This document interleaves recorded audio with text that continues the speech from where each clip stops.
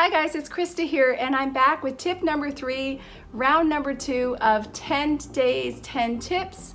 And this is tip number 3 about startups. Startups is really my specialty. That's where I thrive best. And I have a lot to say about startups because I built one that was successful and that I sold my shares from. And this is probably like my 4th startup that I'm working on right now. So I have really a lot of experience in startups.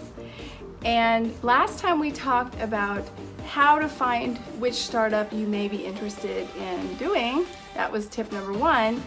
Tip number 2, we talked about building a board of advisors so that you're really surrounding yourself with the right people to make you successful and help you, especially in the startup phase, right?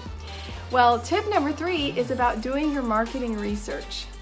As a product manager for so many years, that is something that we always valued enormously. And so you can't just go into a market and build a product if you don't know anything about the market.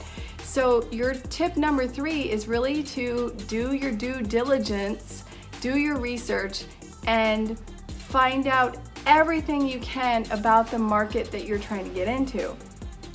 How do you do that? Well, you're going to find out who are the top players in the market and who are the top competitors. And you can start off just by a simple Google search, finding out what are your keywords, and then when you enter those keywords and perform a search, who comes up? Read about the top players in that industry. I mean, you're going to find a lot of free information right away. And then you're going to start a file where you start tracking information about those companies. So some people skip this and they try to go straight into launching their startup, and then they're surprised that they didn't really understand the market.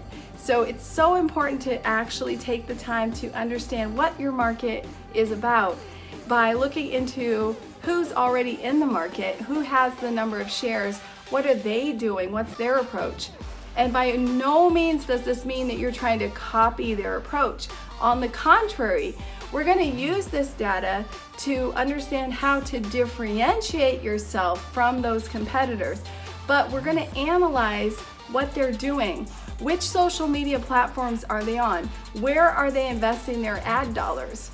Because instead of doing all the work ourselves, we can also kind of take a hint from what they've been doing to understand they know where the audience is. Where are they investing heavily means that's where they think the audience is. So if you have the same audience, you want to get on there. And what can you do besides researching your market and finding out who the players are? You can start following them. So yes, I highly encourage that you follow the key players in your industry because you're about to enter that industry and you aspire to become a key player. So the first thing is not to see these people or these companies as competition, but to see them as colleagues. These are your industry peers. So a lot of people are afraid of the competition. I embrace the industry and I say, hey, you're passionate about this subject, so am I. So we should definitely know each other. So never just assume that because you also want to sell those types of services or products that this other company is immediately your competitor. Assume that they're in that industry and that you need to be friends with them, okay? So that's how you should start the relationship, is find out who are the key players, do a really good marketing research, reach out, start following them, start interacting with them, figure out where the audience is most active that they service, because that's going to be your audience as well. And then lastly, I wouldn't rule out, especially when you're starting out, some collaborations. So, there's been so many case studies where somebody who's just entering an industry got heavily promoted by someone else who was already in the industry. So why not? Why not go after those big players and start following them, engaging with their content, reach out, introduce yourself, and who knows? Maybe they will actually become a sponsor, like I talked about in my last video in tip number 2, building your board of advisors.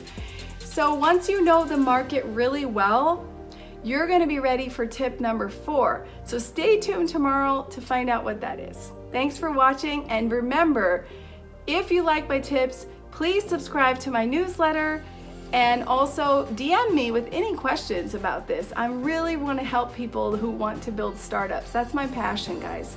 Thanks for watching, and stay tuned for tip number 4 of the 10 Tips 10 Days series.